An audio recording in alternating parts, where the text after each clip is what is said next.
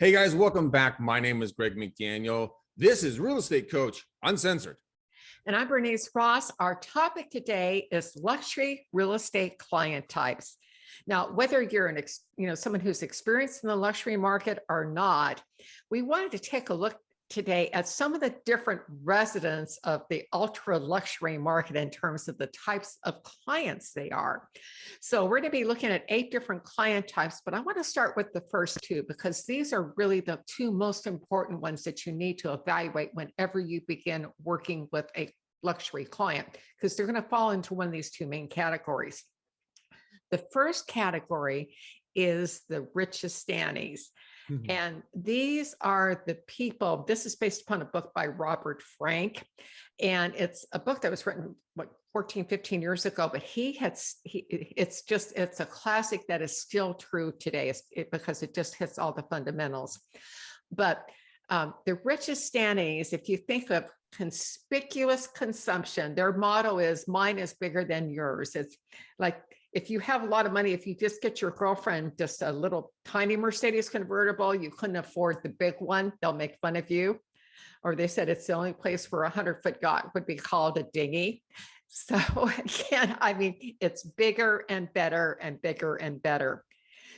These people thrive on risk, reinvention, brutal hours, and intense competition.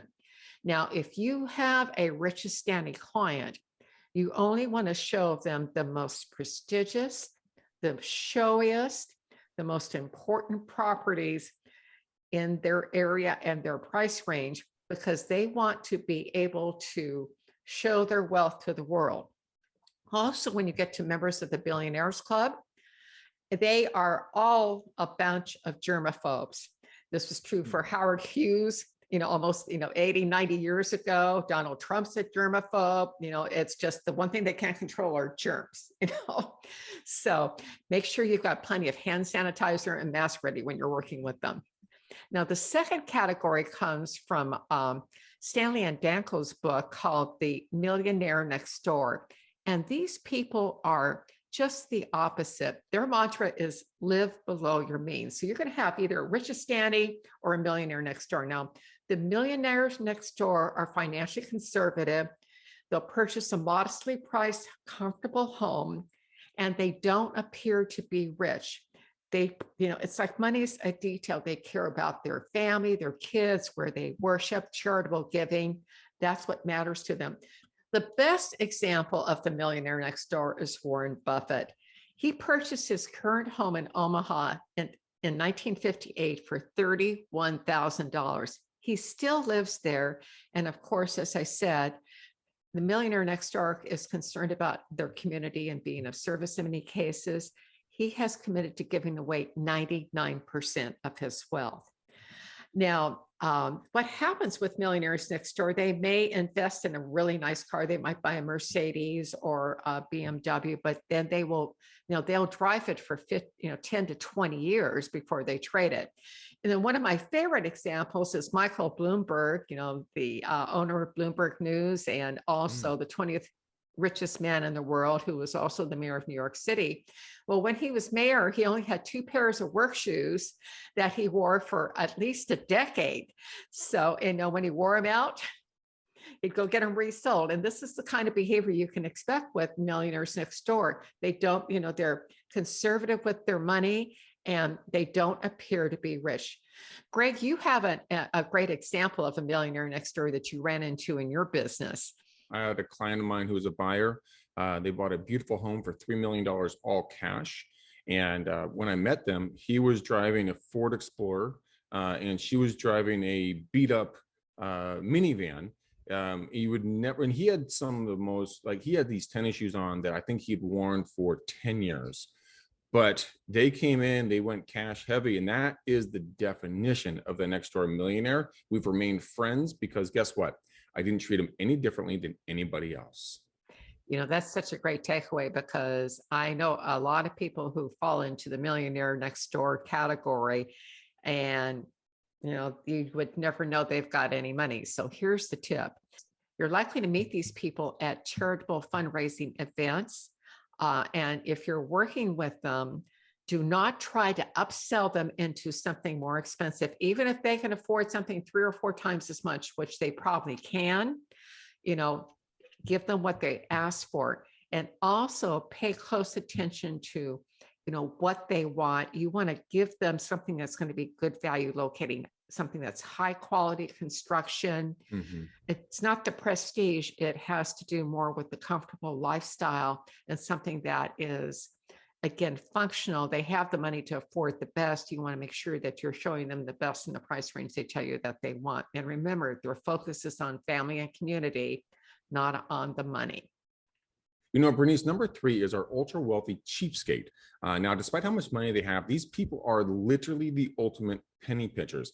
Now, while their mindset is that they want to minimize the cost, even at other people's expenses, a common example, this is actually really funny. A common example is that they will invite you out to a very nice, you know, lunch or dinner or cocktails or something along those lines, but then they will stiff the agent with the bill. Now, these people seldom tip, and they actually justify it because they complain about the bad service that they receive. Now, here's the pro tip on this one.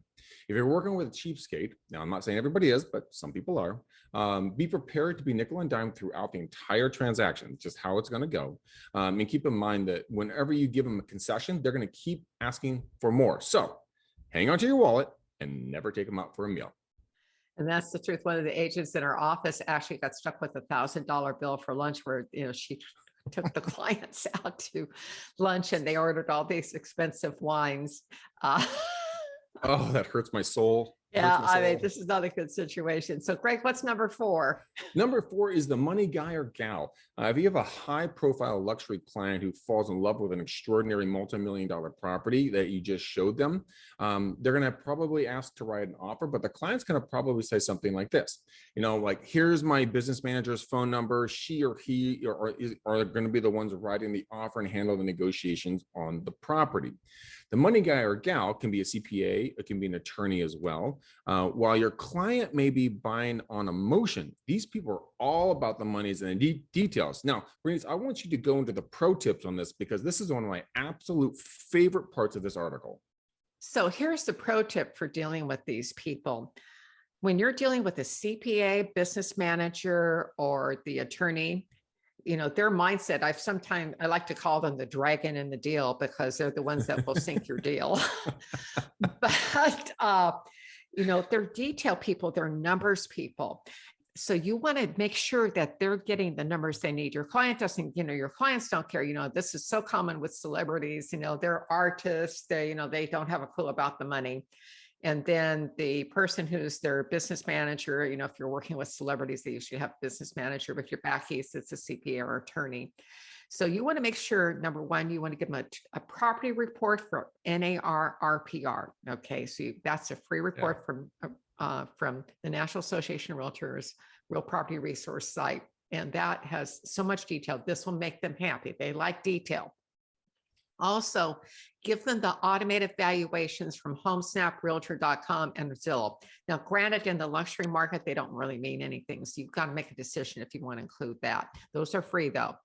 Then the next thing you need to do is to provide a complete document package, including the purchase agreement, agency disclosure, mandatory inspection disclosures, you know, any other documents that you're, you know, required to provide in the transaction.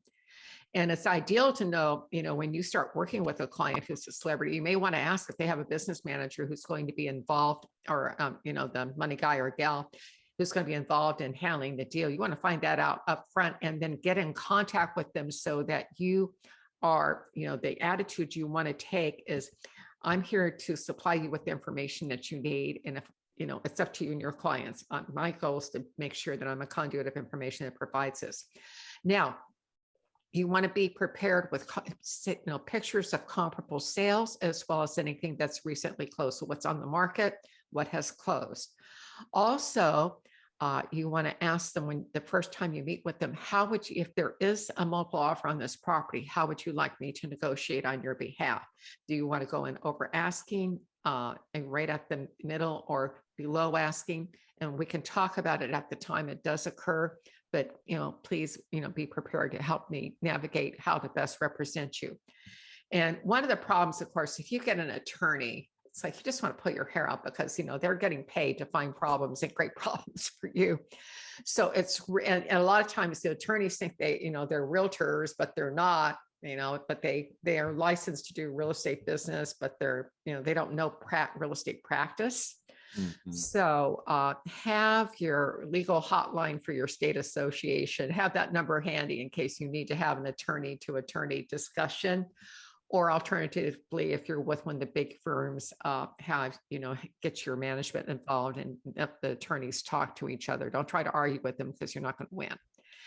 And I have a great story about this. I was doing an up or out training many years ago where there are 12 agents in this particular group. And one of them looked like Roseanne Barr on her worst day ever. So she had a lead on a $5 million listing out in Malibu with a big movie star at the time. And she was going up against the estates director for Beverly Hills and for Malibu. Now, these beautiful, fantastic, agents who are just top of, they're top of the game, all big reputation.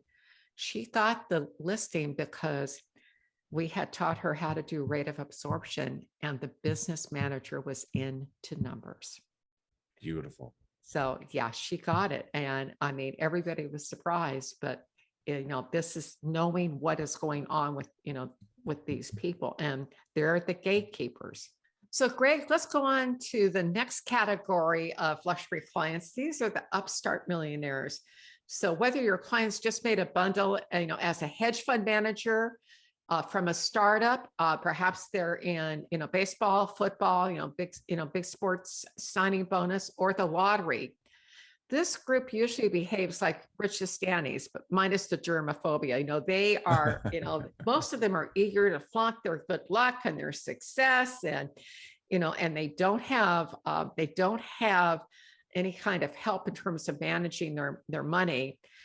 So one of the things that you can do, and this is so important if you're working with someone like this, is to educate them on what is required, first of all, to close a transaction. If they've got a big signing bonus or something, probably they're not going to need a loan. But you also need to let them know what the costs are of living in the property, including the taxes, the insurance, the maintenance. Gee, it seems great to have this house with all these lawns and everything on it, but do you know it's going to cost you $10,000 a month for the gardening on it? I mean, so those are the kinds of things that you can help them with. And you can do that by getting information from the current property owners. The best advice you can give them, though, is to go to a CPA or tax attorney before they commit to purchasing. And this is just a good piece of advice for any client. Talk to your CPA to see what your tax situation is. Most are unprepared at how much they'll have to pay in income tax once they get that big check. And in many cases, they can't afford as much as they think they can. Okay, Greg, what's number 6? Number 6 is really something that's interesting. It's called the Traveling Entourage. In the past, Traveling Entourages, in companies, like a lot of the ultra luxury buyers might include like their friends and family and cousins and whoever else. They want to come along and make sure everything is kosher. The thing is, with Facebook, Instagram stories, TikTok, YouTube, social media influencers, you kind of pick your poison on that one. The entourage can be even thousands or even millions of people following these different individuals who are friends with these luxury buyers. While this can be incredibly good exposure for the property, you as a listing agent, if something goes wrong, this can be a massively huge negative. Now, here's your pro tip on this one. The ultra high-end sellers are often worried about being targets of theft and or kidnapping.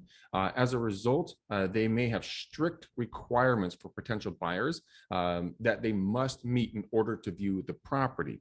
This can include a pre-approval letter if they're going to be obtaining a mortgage and or getting a proof of funds, but especially if it's going to be an all-cash transaction.